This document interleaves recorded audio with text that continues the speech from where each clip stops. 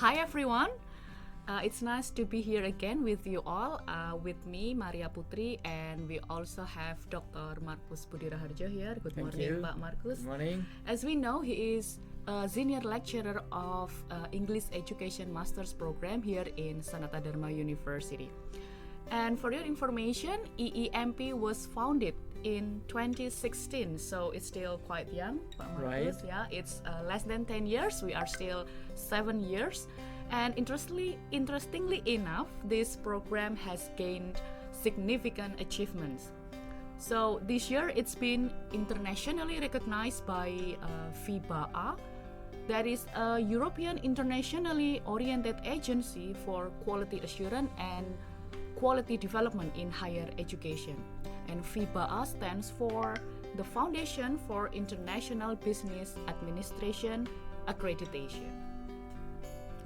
In addition, this program has also been admitted to have reached the most outstanding productivity in terms of the published articles in scientific journals at Sanata Dharma University when we compared this study program with other master's program. Wow, amazing. So let's talk to Pak Markus. Welcome, Pak Markus. Thank you, Mbak Maria Putri. Glad to be here with you. Well, we have the first question here.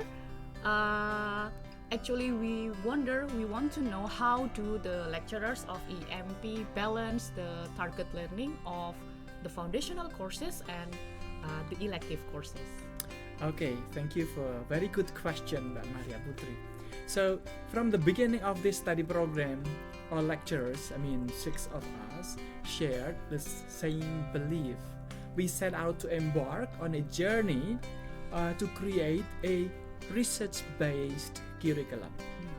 So we conducted preliminary research on existing curricula of other similar programs of different universities around Indonesia and also overseas, and we came to a conclusion that the majority of the curricula in Indonesia was to equip students with the mere knowledge. Knowledge about linguistics, pedagogy, technology, literature, and translation, just to name a few. Research inquiries are not fully embraced through other curricula. That's the first step for us to conduct the preliminary study. So the question we asked ourselves at that time was, what innovation did we need to offer? Was it just enough to replicate what others have done? And since the big majority of us, 5 among 6 lecturers, underwent academic trainings overseas, we got the privilege to get exposed to a variety of curricula in different countries. We didn't have any fear of quitting the traditions of similar programs here in Indonesia, even from the more established universities. So certainly I need to tell you that we need to take account the existing regulations anyway. We never violate them anyway. Wow, that's interesting. It's nice to hear how EEMP's curriculum was founded in accordance with the shared philosophical beliefs among the founding figures or the 6 lecturers that Pak Markus has mentioned before. And then how did such beliefs or assumptions come into fruition in this term, come into the shape of curriculum? Okay, here's the case. The structure of our curriculum, the EEMP curriculum, consists of 2 things. The first one is foundational categories, the courses, and the second one is the elective ones. So I believe you, because you are the 3rd semester student, you are familiar with other classes, right? Sure. The foundational courses include education psychology, curriculum from planning to assessment, teacher identity construction, research trends in ELT, principles in teaching linguistics, and principles of teaching literature, ELT in practicum, as well as the last one, the one that I'm teaching at the moment, technology for education in ELT. So those are the foundational courses. Okay. Now, what about the second category, the elective courses? Now, They include educational management and leadership, teacher professional development, second language acquisition, and English curriculum, just to name a few. Then, these courses was developed in line with the specialties of the faculty members. A case in point, since I was trained to be a school leadership trainer, I developed the specialty around educational management and leadership. And Pak Barli, Uh-huh. yes, and I know Pak Barli, he is an expert in linguistics. Exactly. Pak Kuswandono, he is a master in teacher professional development. Right. We also have Pak Kons for metacognition and self-directed learning, Uh-huh. and Pak Oda in the English curriculum, and also Bu Retno for second language acquisition. Perfect. You know all the lectures very well. You know. Well, it should be worth noting, Mbak Putri, that the foundational courses are to facilitate students' acquisition of knowledge and skills related to the subject matters. Meanwhile, the elective courses are meant to nurture creative, explorative thinking skills, research skills, and certainly the outputs of these courses are research articles to publish.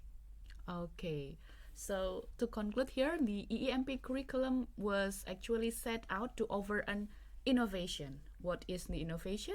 The students are trained to publish their research articles, and all the lecturers subscribes to this consensus and attempt to materialize the curriculum accordingly. Exactly. Then we have our second questions here. This is related to the phrase that the lecturers often mention in our classrooms. EEMP is meant to be a psychologically secure learning environment. And actually, we wonder what is the value of such an idea and why is it so important to be implemented in EEMP? Thank you, Mbak Maria Putri. So we are fully aware that the position of EMP curriculum stands in contrast with the existing traditions of most master's program throughout the country. That will eventually lead to a kind of cultural shock among students. I bet you still remember the very beginning of the first months when you arrived here, even though you graduated from this undergraduate program, right? Yes. But when you arrived at the master's program, I bet you also got kind of cultural shock, Yes. you know. So, and on top of that, about 50% of the students, say about 10, 9 in each batch, have come from other universities. We have got the data from previous years that most of the incoming students were in shock with the high standards in place. And most of them hardly believe that they could produce publishable research papers. And there's not much time. So there has been a shared low degree of self-efficacy in academic writing among them. That's Yeah, I felt the that too earlier. that's unfortunate. But this is something that you need to take into account, you know. Fortunately, we've got the secret formula to transform such a low self-efficacy among them. I couldn't tell you the detailed procedure and steps to do so anyway. You need to be part of the class to know it well, right? Sure. But the basic key is the underlying beliefs held by our lecturers. Listen well. Students coming to EMP Sanata Dharma are all precious. All of them have enough knowledge and skills to nurture. And failure is not an option. As far as the students are open and willing to walk another mile to proceed, lecturers are there to lend a hand. Wow, that's such a beautiful statement for a beautiful reason. So yeah, in my words, I can say that EEMP student will receive necessary help both from the lecturers and also from other students. So we as our learning community, and just like what Bandura has proposed in his social learning theory, that we learn better from each other and by observing what others have done. That's the Wow, idea. you put it so nicely. Thank you. Well, thank you so much, everyone, for watching our podcast today. This is the end of our conversation this morning. Thank you, Pak Marcus, for the time and the wisdom that you have shared with us. Hopefully, we'll have other occasions to discuss about another interesting issue. Thank you so much. Good You're morning. welcome, Mbak Maria Putri. Glad to be here with you. Yeah.